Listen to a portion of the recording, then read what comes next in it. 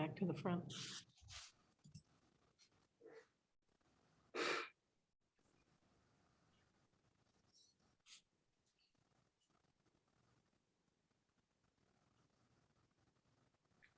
Hi, everybody who's out there. We're here. We're just getting assembled. Thank you.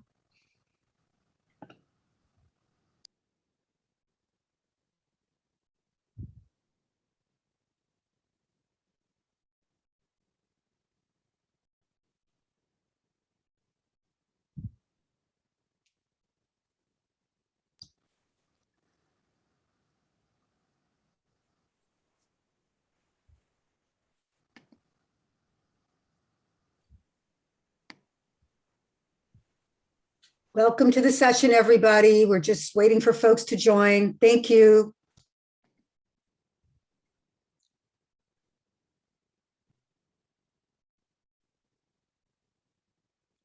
We're excited you're here too.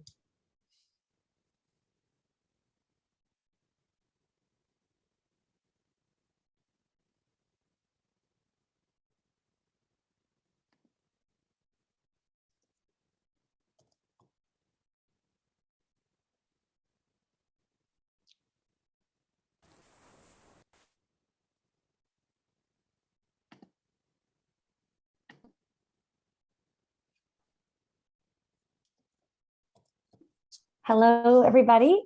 This is Jennifer, and we're waiting to get started here. Urvashi, hello.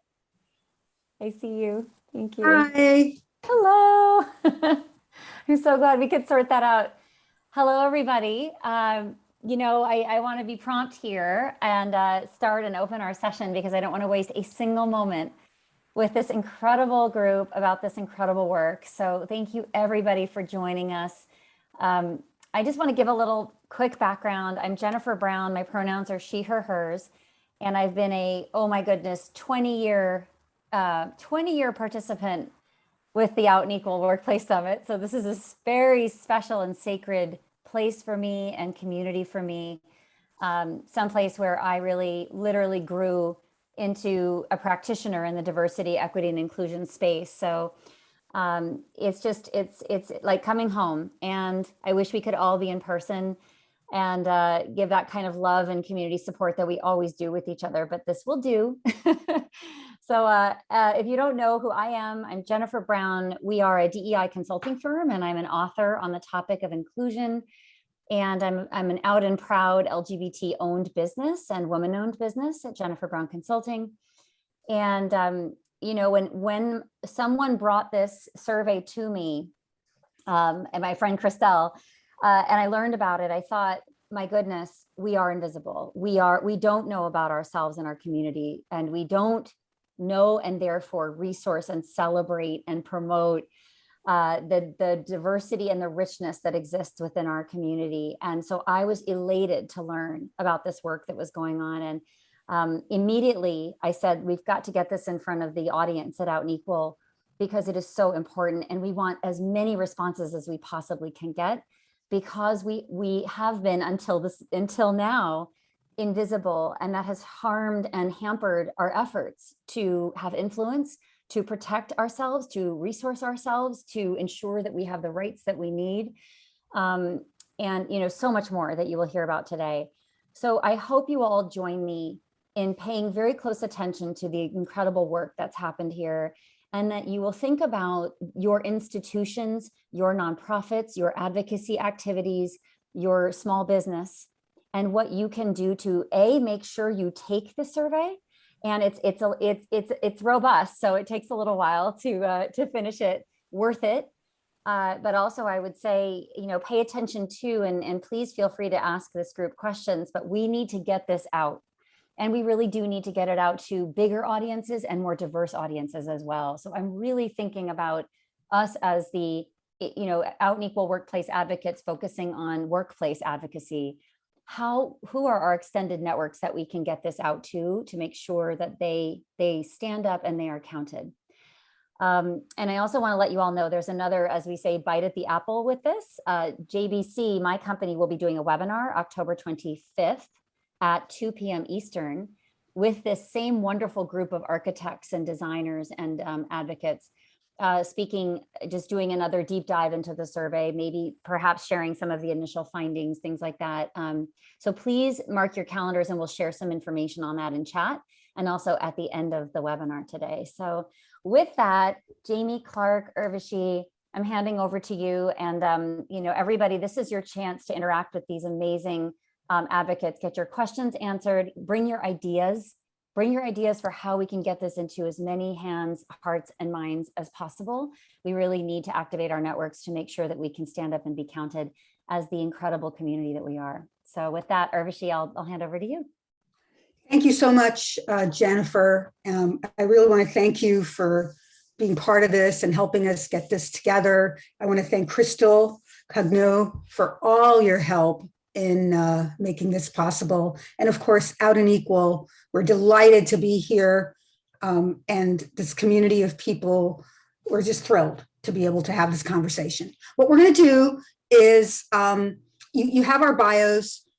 I'm with an incredible team of colleagues, and we're going to share with you what we've been doing for a couple of years and where we are at through this short PowerPoint. And then we're going to turn off the PowerPoint and have the screen filled with our beautiful faces and engage with you through the chat and your questions. So that's the simple format. Okay. So obviously we're here to talk about the National LGBTQ plus Women's Community Survey, and I'm Urvashi Vag, and had this idea and enlisted the help of Jamie Grant. Dr. Grant is an experienced researcher who has worked on the National Transgender Discrimination Study in 2011, has done a lot of other work in research, and we are delighted to be partnering with Emory University. Dr. Aliasa Sewell is our senior research and data advisor and analyst, and Clark Brinson is a PhD candidate at working under Dr. Sewell's and is also our research methodology point person at Emory. So that's who we are.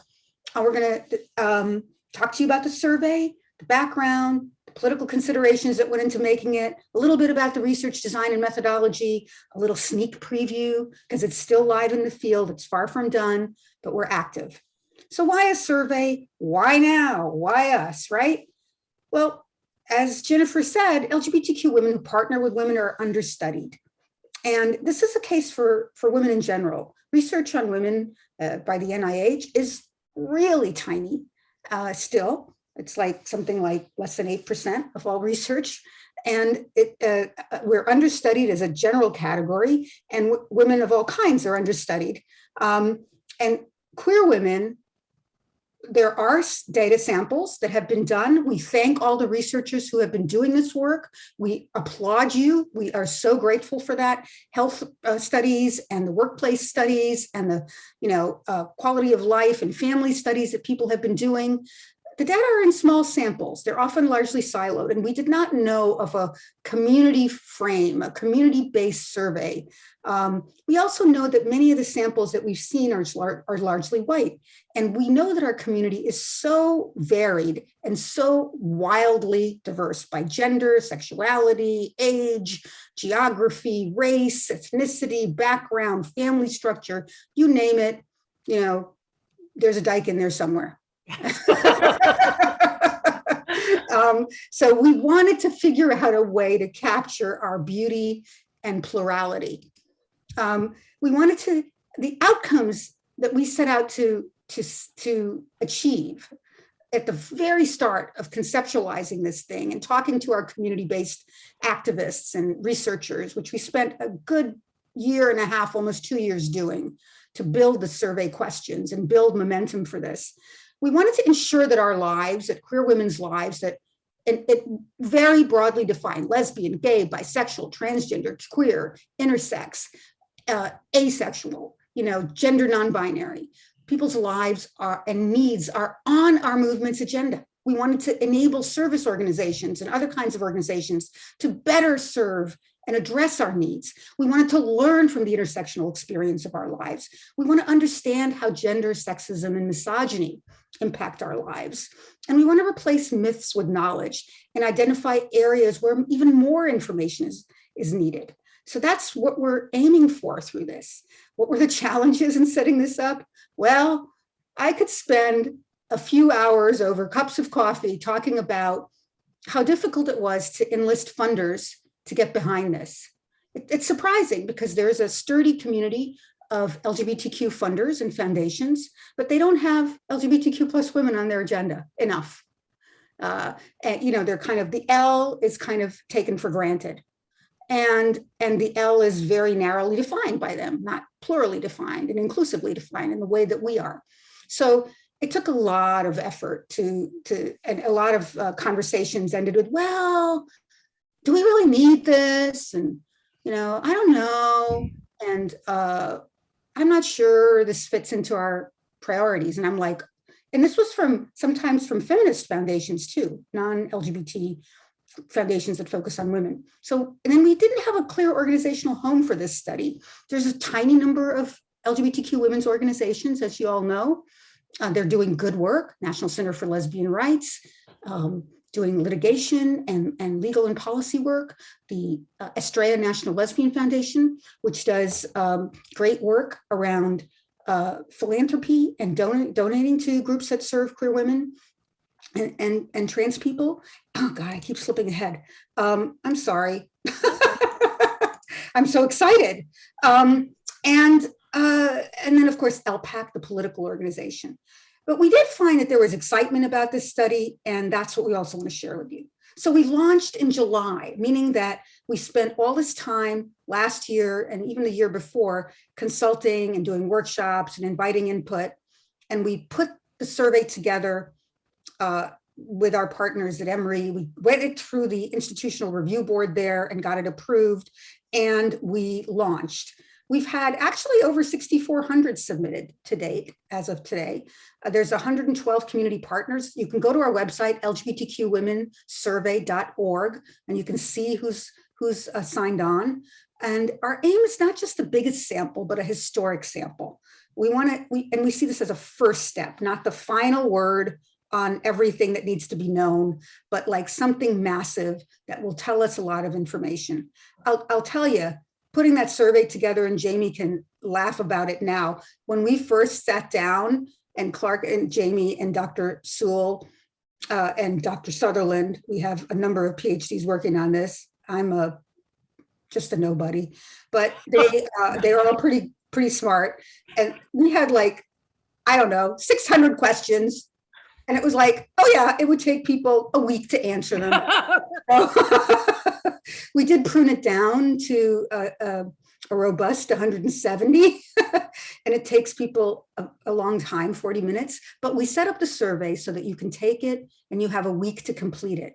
You just have to use the same device that you use and go back to it and log in again. I mean, it should pick up where you left off. So please take the survey. There's English and Spanish versions. This is what it takes. You can take it in bursts and return. Please share it on social media. Please send it out to your friends and community and anybody you can think of that might be interested in it. And then with that, I'm going to turn it over to Jamie to talk about strategic and political considerations. Jamie? Thanks so much, Yes. So what we really want to know with our 170 questions is, what is the cumulative impact of lifelong exposure to misogyny plus, right? Misogyny plus racism, economic marginalization, ableism, anti-LGBTQ discrimination in the lives of women who partner with women. So we'd see misogyny coming one way and then coming the other way with partnerships, right? So we want to see what that multi-layered effect is, partnering. And what are the unique ways that we're forming our families and our networks of care to resist and thrive. That, to me, is the big untold story about our lives, is we are making amazing adjustments. We're making amazing innovations to survive this order and all the things coming at us. And we've built something so that we can finally see that. The 170 questions go across many domains, and also includes a really unique gender and sexuality instrument, so that when you come and have to define yourself right at the top of the survey, you have a million options at which to identify yourself around your gender and sexuality. It's one of the most fun places in the survey. It's kind of what I think of as an extravagant welcome to all of us to be able to say, yes, here is the way that I talk about myself, including being able to write in if none of them fit you. So, and the other thing about the study is that we have an amazing advisory board. We have an advisory board of what I think of as like, you know, the LGBTQ dream team of veteran activists and researchers who've really been on the ground forever. You know, the activists, the researchers we have are really activist researchers who really are in the communities we want to reach. So that by the time we have to get to finding the sample, we're in the communities we want to be in. And our thematic focus areas is also a really big innovation. Or she talked about that the surveys, the studies that we're seeing that exist are often in one area. You've got health or sexuality or housing or, you know, religious life or parenting, but not a survey that gives you all these domains across the board so that you can see how things are lining up. You know, how does one catastrophic, you know, anti-queer event impact all these domains in your life over the lifespan? And that's one of the really big innovations that our study is going to be able to show. I would say that, of course, workplace is in there. It's not lifted up here, but that's a key set of questions. Yes, sorry. Yeah. So workplace is definitely in there. We've got some great workplace early findings for you today. We also want to center racial justice as a queer methodology. Let's say that again for everybody. Racial justice is a queer methodology. We have the first national study to have a POC majority team. And this is, I think, a thing that's really different from a lot of research, that's okay, that sort of ends up tacking on people of color in the outreach stage rather than having them in the architectural stage. That's a really big difference in our study, and we're proud of it, and we think it's going to make a huge difference to our findings and to the work. We're actively pursuing communities that are typically excluded or barely referenced. We're drawing on BIPOC methods of engagement. We're about to start a house party program where people will be doing virtual house parties and taking the survey together, listening to music, having brunch. And we also, as Irv said, had a community-centered survey development process where we really consulted lots of people, asking them, what don't you know that you wish you knew? What question do you want us to ask? And again, we got to the 600 and then, you know, called down to about 170, but with skip patterns, most people are answering about 110 questions. So defining our goal. It's a comprehensive national study, and defining the community. This is designed for people who have identified as women at any point on their journeys, who want to share their experiences of centering women in their sexual, emotional, familial, and social lives. That's the umbrella of LGBTQ women for us. And we want to center that umbrella for future researchers. So again, who is an LGBTQ woman? We invite lesbian, bi, pan, trans, intersex, asexual, and queer women. Trans women who want to report, trans men who want to report on their experiences of partnering with women when they identified as or were perceived to be girls or women, and non-binary people who partner with or have partnered with women. So it's a really innovative umbrella, and it really reflects how all these folks we've consulted over the years have experienced communities of women who partner with women. We want all those stories under this umbrella, and again, we want to center a really different definition than has been centered in typical research. And we want to resist the turf stuff that's going on, that's coming at us from outside of our communities and is swirling around inside of our communities right now. And we are excited to recreate the category and to assert it in a really strong research framework. Clark. Oh, great. Thank you, Jamie. Next up will be Clark, who will share some of the research methodology and the insights that we've gathered. Thank you, Irv, Jamie. So yes, I'm going to be talking about our methodology a little bit, talking about our research design and why and how it's kind of uniquely comprehensive and intersectional. So for starters, this complicated looking table here. Hopefully it'll make more sense by the time I'm done talking. Our sampling design is going to allow us to kind of establish a national sampling frame of LGBTQ plus women, which is in and of itself already innovative and already unique. But even more exciting about our design is that we are also going to be able to analyze how different groups within this larger population of LGBTQ plus women experience unique inequities due to their intersecting identities. It allows for this, our design is going to allow for this because we are aiming to have a representative sample across age, ethno-racial group, gender, and class subgroups. So in order to do this, we have identified 18 plus social strata that capture those vulnerable or harder to reach populations that both Jamie and Irv have referenced already. They're just typically harder to reach. And so in some of our previous studies that we've seen on LGBTQ plus people in general, the samples just aren't large enough to do any type of meaningful analysis. And we're trying to change that with our design. So to aid us in capturing these populations, we've established population-specific quotas, which is going to allow us to have cross-classified comparisons with each of these strata. So the overall goal of our sampling design is to identify cross-classified samples that are going to allow us to detect differences between age, ethno-racial, gender, and class subgroups within this larger population of LGBTQ plus women. So this means that our design is going to give us data that allows us to do kind of those big comparisons between populations. So if you're thinking about comparing LGBTQ plus women with heterosexual identified women, for example, or any other large, broad comparison that you could think of between populations.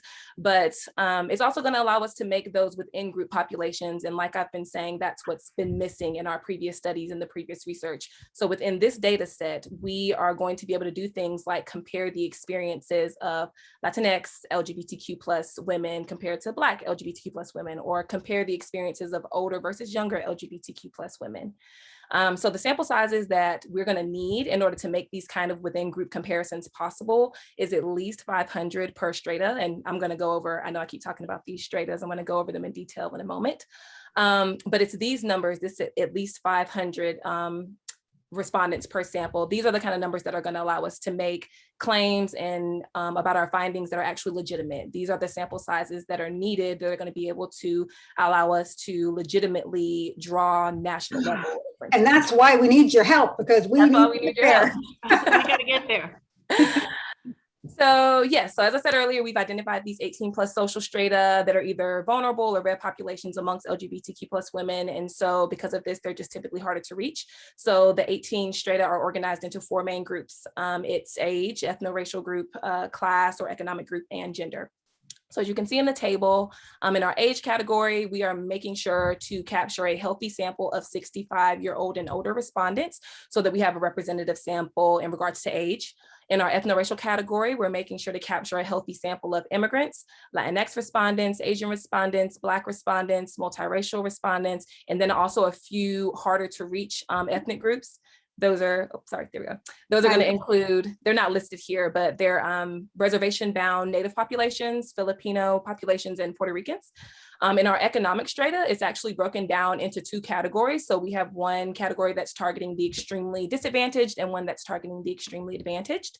The extremely disadvantaged that we're specifically targeting are the dislocated, the homeless, our very low income earners, the unemployed, those with a high school degree or less when we're thinking about education, and also those who have been incarcerated at some point in time. And then for our extremely advantaged groups, we're looking at our very, very high income earners and millionaires.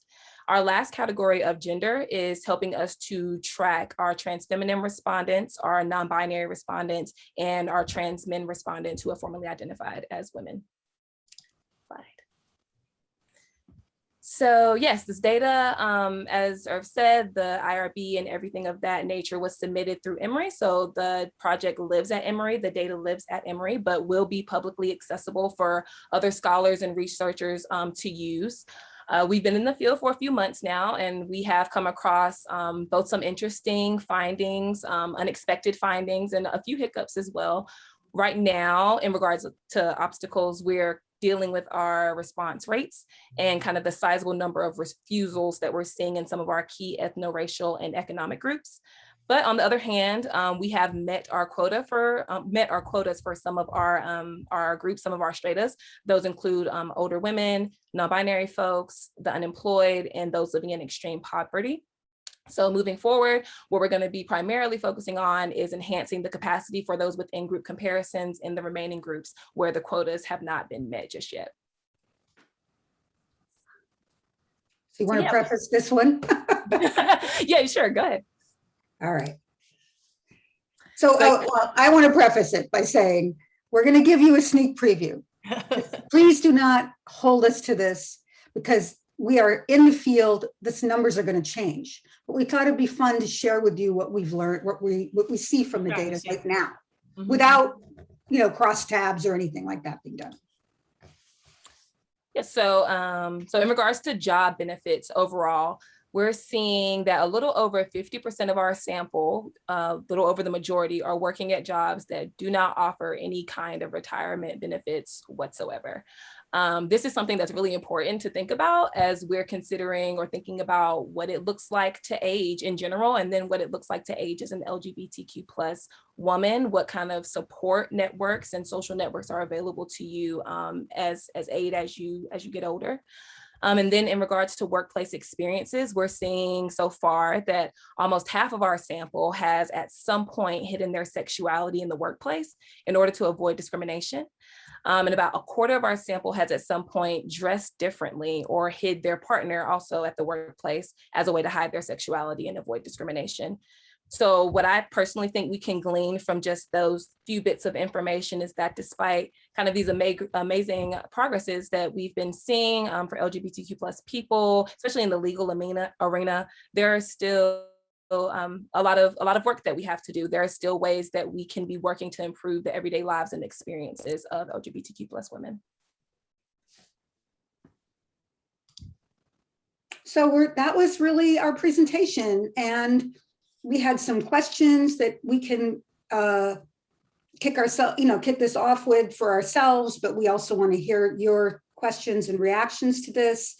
And just to say, to close this out just a little bit, I want to offer that if you could only do one thing, please take the survey. And you can go to lgbtqwomensurvey.org or take it, share the survey through your networks, help us promote it through media contacts, and help us if you have some institutional donor support that you can help us connect to. We're very grateful to our funders and supporters from this. This is a list that's being updated. Thank you, Jennifer. Thank you for Out and Equal. Thank you so many groups that have helped partner with us that aren't even on this list, that are part of our partners list, and the foundations and individuals who have supported us.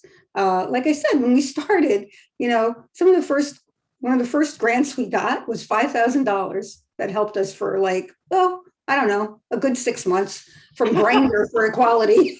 That was the only money we got. Then a couple of other individuals kicked in. And then we finally persuaded some of the larger foundations last year. So we're grateful for that. And you can support us by buying and wearing a t-shirt. Yes, you can.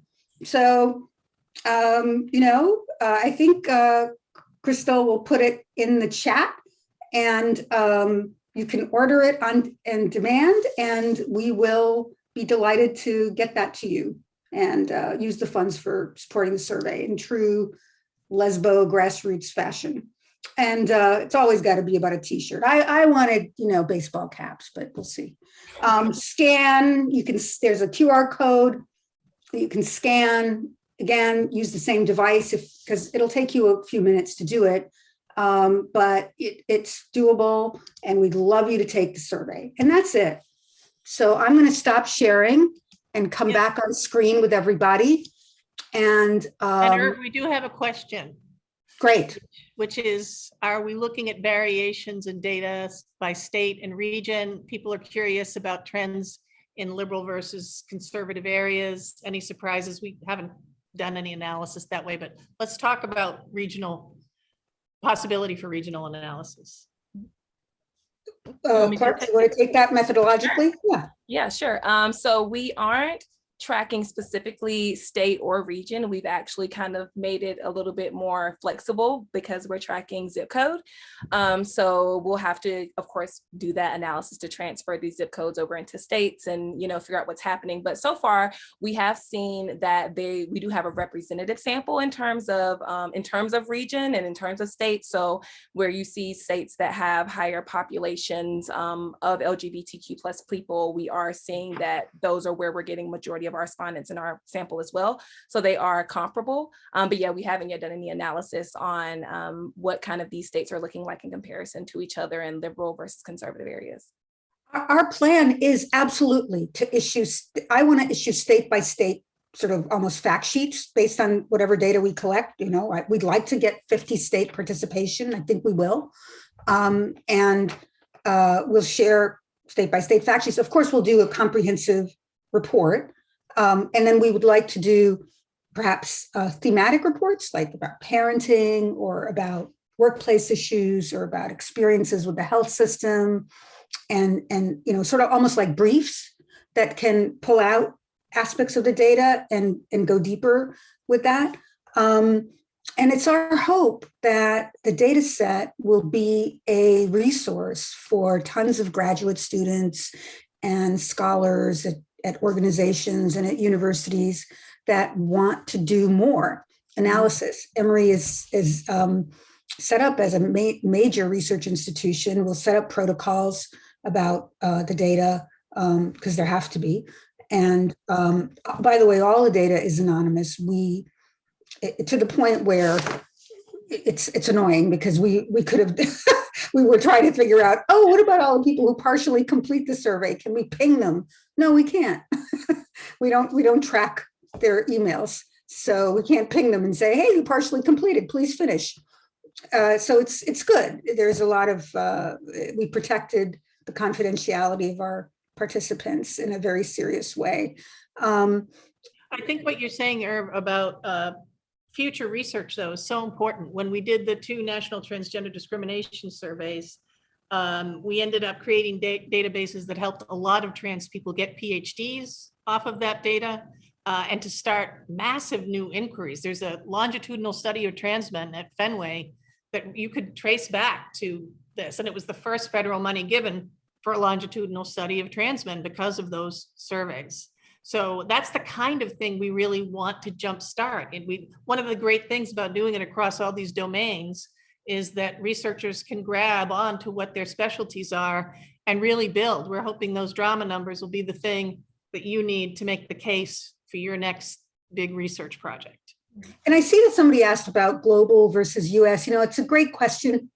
In the best of all worlds, I'd love to do a global work. We've been in touch with the European Lesbian Conference, which has done a European lesbian study. I've shared everything with them, and they're great. And then we've been in touch with some activists in Africa who may be exploring this. And of course, there's great research going on there. And one of our team members is very involved in global LGBTQ human rights work, Carla Sutherland. So she's in touch with a lot of that. So I think we'll have an exchange with queer women or researchers who are working on queer women's issues around the world. But we had our hands full just trying to develop and design a US based approach. So that's what we're hoping to produce and do really well.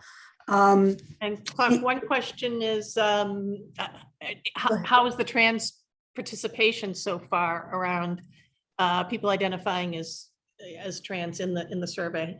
I don't think we have numbers. I know lots of trans folks are taking it just personally in my networks, but do you have anything to say about that, Clark? Anything more? Yeah, sure. We have, I can give you a really confident number of over 100 trans folks that have completed the survey. Now that's combining, trans feminine, trans masculine, trans men, and trans women. But there has definitely, especially at this point, been a good amount of engagement from the trans community, which has been great to see.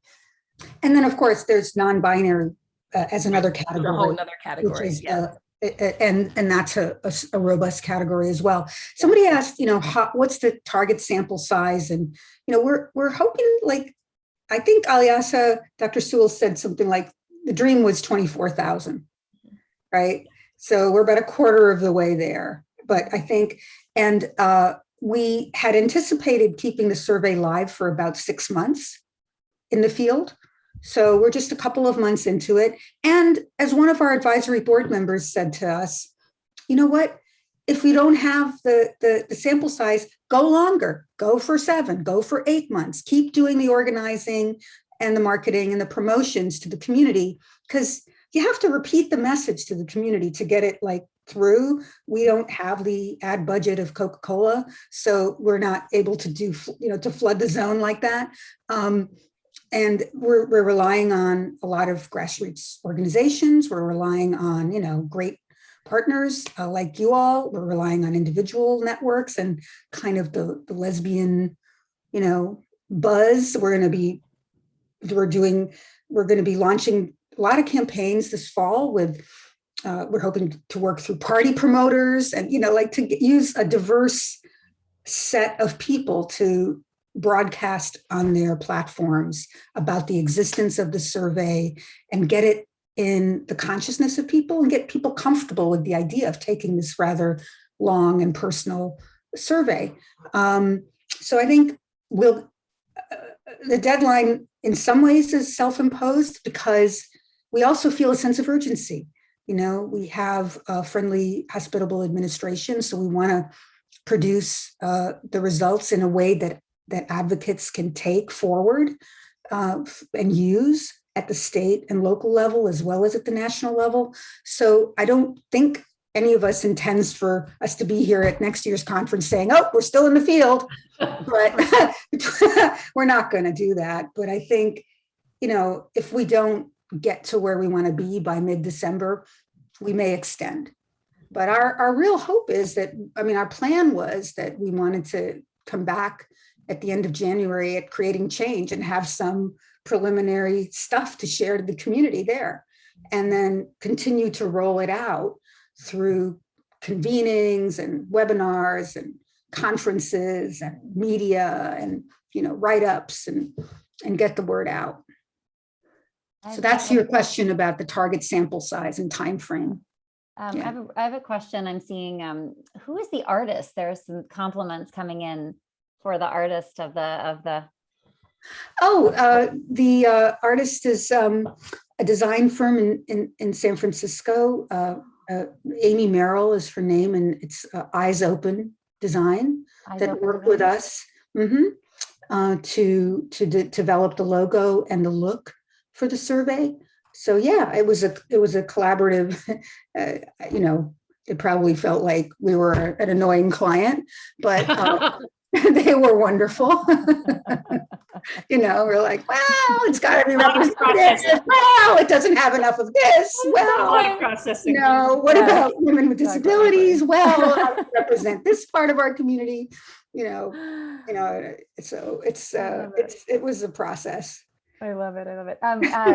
Can we talk about how ERGs, BRGs can access this information and share it? So what would be ideal for all of you to help our eager potential partners here get the word out, make sure that everybody's taking it in the ERG? What are the slides available, or perhaps a version of the slides? I don't know if this is being recorded, but yeah. Can you talk a little bit about that? Sure. I think the website is available to everybody. Go there. Okay. LGBTQ women survey. I'll type it in again. Or Jamie, you can. Yep. And .org. And that is a great resource that has the link to take the survey. It has descriptions about who we are. It tells you who's on the advisory committee. So if the ERG needs to know a little more about that, they can. Like, who's behind this thing, and who are the community partners, who are the funders. It's all there. So that's a good resource for everybody. We also have fledgling, I will say, in this age of millions of followers, pretty fledgling social media presence that we hope will grow. But we're putting out, what do you call them? Little ads that you can use on Instagram or Facebook. We have some video clips that people have done that are available on YouTube, our YouTube channel that we can also send to folks if you want to promote through little video clips about that members of our steering committee, our advisory committee have put together, and other activists have said why it's important to them, that this is happening. And those are great. So we can work with you to get you images or stuff that you need for your social to get it out there. We have a social media toolkit, and we'd love that. We'd love to do that. Or just take what we've got that's available On the website. and go for it. Go and use it. We're all about getting the word out. So the ERG community is, gosh, hundreds of thousands of people, right? Yeah, so important. Every major company. And wouldn't it be wonderful if we could invite as many LGBTQ plus women who center other women to be part of this and share, and then get their friendship circles. A lot of my friends have pinged me and after they've taken the survey and said, wow, that was really great. They actually wrote and said it would, after saying it took them a long time and whining a little bit, they have all said they loved it. And Right. and that they have taken it on themselves. Like, I sent it to 15 friends in my email, and said, check this out, take it. And that's great. I think That's the way to go, right? we think that kind of reach will get us to interesting places, I hope. So And of course, we're doing, like I said, we're working the LGBTQ media, space, and getting stories written. We'll go for mainstream media coverage.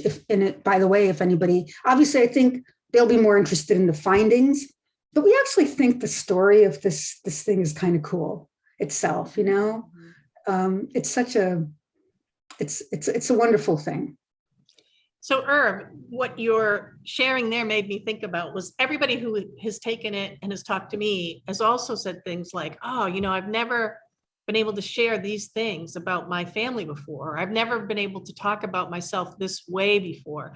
So I wonder if Clark, Irv, you could say something about, like, what's your favorite part of the survey? What's been really meaningful to you that we kept on the table, with the 600 when we started? What excites you about being able to take this?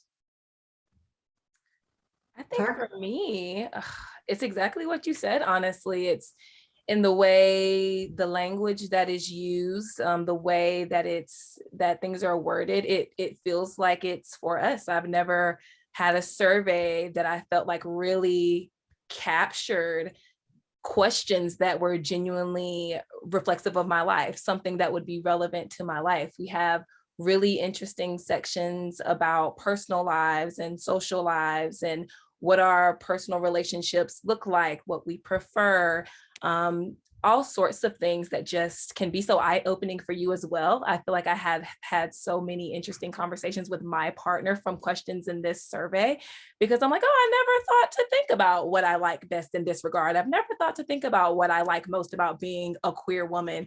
It's to me, that's what makes it a fun survey to take. It is hefty, it can be long, some parts are deeper and are less light, but overall it was such a joyful experience to take the survey because I felt so seen by it.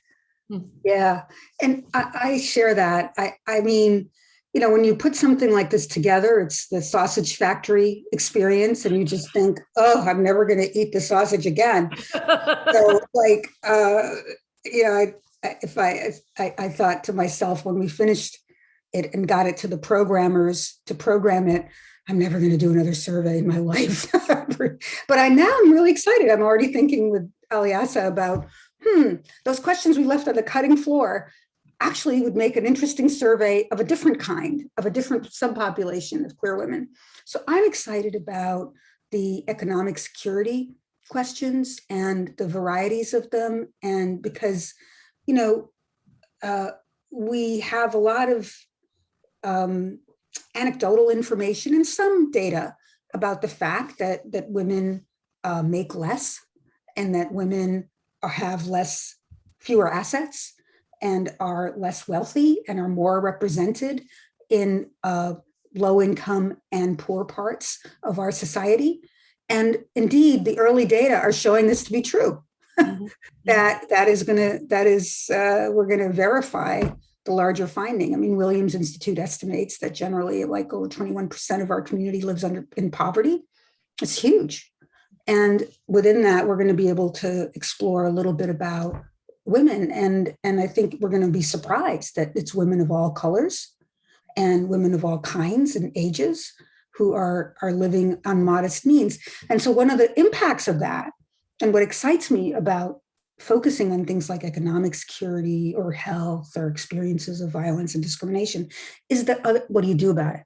Right. Like, why isn't pay equity an issue that is on the agenda of every queer organization from local to national? And you know what? It isn't. Right. Like, you have this data, you have the facts, you have the experience of tons of women about pay inequality and workplace, discrimination based on gender and gender identity. And it needs to be more of a focus. So that's what gets me excited, is the kind of organizing potential of it, the eye-opening potential of it, and the policy-making potential of it. Yeah. Just that initial finding that 50% of us have no retirement benefits in our organization, I was just stunned, right? And I'm one of those people. I was still stunned, So yeah, I mean, I think we're going to have really dramatic findings around poverty and economic insecurity. And I think they should legitimately shift the agenda of many of our movement organizations if we put it to people, right? That we are this movement. So and we also, and the other side of it, Jamie, though, is that we also wanted to capture the fact that there is prosperity in our community too. Yes. And that there is a middle class, and that there is, and that class is also represented across race, right. geography, and right. We'll be able to see it. Right. We want to lift up that this is a varied community. I mean, I think proportionally, you're going to find that it probably stacks up comparable to the general distribution of wealth in the country, but we'll see. Like, and we've been lumped together with gay men around a lot of that kind of data. And so disaggregating that a little bit will be fun too. And sharing, the kind of ways in which queer women's family structures, for example. Right. That's fine. Right. Jamie spent a lot of time thinking about that. Yeah. Too. I mean, I think for me, I had my first child solo and my second in a romantic relationship that then came apart. And so the ways that the village, the queer villages that so many LGBTQ parents, moms are making, they're like incredibly interesting, right? I mean, I've seen it across the board in the community of queer moms that I live among, and it's invisible. It's entirely invisible in most of the research, right? We ask a question about something like, who's supporting your kids? Like, who are the economic, who forms the safety, net for your kids? I mean, it's not anybody would think in my life. You know what I mean? You can't, it's like all these friends have been doing that for the last 25 years. My kids and I would be on the street, and it's so true for so many of us that our social capital, our social networks, our army of ex-lovers have had this incredibly significant role in our lives and in our survival. And this study, I'm so excited that we've asked so many different questions so that we can make that visible to the rest of the world. It's an amazing thing about our community. As many as we've asked, it's like we think, oh man, like we didn't ask that. We didn't ask that. We still come up to each other. We meet all the time, and we're tracking the findings, and we're meeting multiple times each week about it and doing the organizing. So we're constantly going, oh. And so we've decided that we're going to have a terrific discussion paper about what we learned about methodology that we're also going to write, for all of you all who do this kind of work and can benefit from that, because we didn't have such a paper to turn to. We had one from the trans study that Jamie and others wrote, which was super helpful. They went at the end of it, they wrote up their own kind of this is what we learned and this is what worked. Right. This is what we could have done better. And that's really important to do too, because for future projects, which I hope there'll be many of them. So one question is, what's been our favorite moment in this whole process? Do you have a favorite moment or something that, really worked for you, or something, exciting watershed moment? I have my favorite moment every day because I'm the person that gets to play with and sift through the data. So yeah, I think my favorite moment is just getting to see what's changed, getting to see how much closer we are to our goals, what people are saying, what the trends are looking like and how they're changing. It's just a lot of fun as a researcher to be able to see. I saw someone in the chat saying that they just completed their PhD and this is something that's missing. We don't have this data available like this from current studies and previous studies. So yeah, it's just fun to be able to see every day all of this information we have and play with it. How about you, Irv? I think my favorite moment is when we talk about what we're doing and the excitement that we get back, the support that we get back from just regular women who are just saying, oh yeah, good. I'm glad somebody's doing this, or that makes me so happy because, actually it was an idea. And like with all ideas, they can be dumb ideas, like not every idea is a great idea. And so vetting that through the process that we did through the workshops and talking to different people was very affirming. Mm-hmm. When we hear it from scholars, like amazing people like Lee Badgett and Bianca Wilson, who are on our advisory committee from Williams Institute, who've done all this work for years. And then others like Kathy Cohen and Juan Battle, who've done this work, and activists, everybody's saying, yep, we're in, this is important. There's a gap. We're delighted to support this. That's been great. How about you, Jane?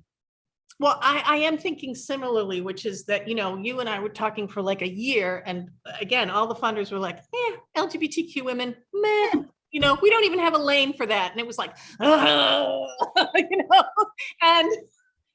and so we started building that freaking amazing advisory committee. You and I were like, well, you know what? We don't have any money. We're going to do this anyway. And that is an LGBTQ women's methodology. Let us just say. It's like, there's no money, there's no interest, nobody can see us. We're going to do this anyway. Let's have a potluck. And that advisory committee is just like, it's legendary. If you look at it, it's an incredible group of minds and people who have lived committed lives. And it just totally keeps me going, and then the funders came in behind us, which is so often what happens in our communities. We're the ones that lead the change. And this study, your stories, everybody's stories who's here with us, we are going to lead this change. Yeah. So somebody asked about like the elevator speech that we could share with people that might draw people in to encourage them to complete this. Is there a particular precise paragraph that works best? Well, I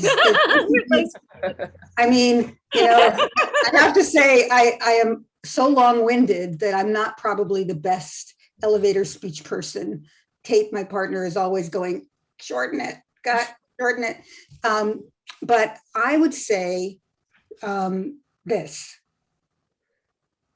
This is the first community-based survey of its kind of queer women. It's timely and necessary because we want to understand what's going on with millions and millions of us so that we can change the agendas of our organizations and make sure that they reflect and serve our people. Mm-hmm. That's a very factual, kind of straightforward, not very like eloquent, but there it is. That's what, who, what, when, like we're a community that struggles with invisibility still because of sexism and misogyny and just the way we are as conditioned in many ways. And we are trying to make the invisible visible. We're trying to challenge our own assumptions about who our community is. And the goal is to have an impact in the lives of our people and by enabling our wonderful organizations and challenging our government to do more and a better job. I'll just share personally that I'm particularly struck by the health stuff, the health disparities that exist for women in terms of our access to our ability to be studied and researched, and access to clinical trials for various treatments and stuff, and the disproportionate rates of outcomes for Black women with breast cancer versus white women with breast cancer. There's racial disparities in our community. There's disparities in terms of accessing good quality healthcare all over the country because we don't have health insurance, or we don't have, the support to demand that kind of access and respect. So I feel that personally because I'm dealing with the health crisis of cancer, breast cancer, that I have for years.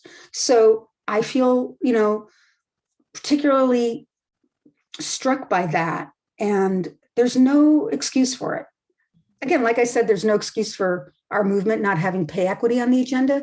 There's kind of no excuse for our movement not to have health disparities by racial disparities by health on the agenda either. I mean, it's just like, so these are the kinds of things I get really psyched about changing. And I think it starts with real people's lives and real information that gets looked at and turned into ideas for action. That's the best kind of policy making. It comes from real experience, not just from like somebody sitting in, a library going, what if? Oh. You all are a treasure, and we're almost out of time, but I just want to add that we're going to have another of this conversation on October 25th. So join us. The link will be shared in chat and we'll follow up with each of you. Let's activate our allies around this too. That hasn't come up too much here. And because we've been focusing on how we share these kinds of opportunities amongst each other. But what I've observed is as aspiring allies want to be helpful, want to be activated.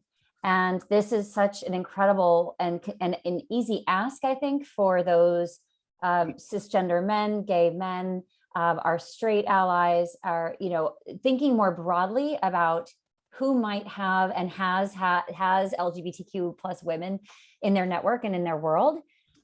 So please, everybody, think outside the box about this. I would bring this as an educational opportunity across all ERG audiences, honestly, because when we have a commitment to intersectionality, there is tremendous intersectionality within this community that is a shining example of why we need an intersectional lens. We learn about women. We learn in this community, we learn about gender identity. We learn about racism. We learn about sexism. These things have always been here. Like Irv said, the pay gap. Why are we not talking about some of these more universal issues as they impact our communities? So let's start to think more holistically about our role in all of this and our power to really get the word out and who we're getting the word out to. I'd also remind everybody, think of your advocacy partners. So if you're in a corporate role, think about all those nonprofit partners that you have in your ecosystem. Say fundraising, say philanthropy, what about their constituents? How can we use our might, if we have that kind of privilege to activate, how can we use that to make an ask of our community partners to get this out to their constituents? To me, I think that's going to check some of those boxes that we are really seeking to fill out and get more respondents in. So anyway, with that, I'm so grateful for all of you. What would you like to say to wrap us up? And I think there's just a lot of gratitude in chat for everything you've built. I know it was so hard. We can't wait to see the second and third survey and all the stuff on the cutting room floor. We can't wait to see the behind the scenes, behind the music version of what it was like to build this survey. Lots of gray hairs, I'm sure. But anyway, but any final words? Clark? with Clark. Take the survey, please, please take the survey, share the survey. Just let's get this done. Yep. Jamie? Mine is, knowledge is power. Let's build it together. And mine is, gratitude. I think, we've taken on a big thing, and it worries me and keeps us all up at night. I think we're up to the challenge, but we will succeed because of the support that we have from our communities, and that's what's gotten us through. Like Jamie said, the advisory committee, the people who have taken the survey, the people who have encouraged us, and we really value that. So I'm grateful to each of you for being here tonight. Thank you again, Jennifer and Christelle, and thank you, Out and Equal.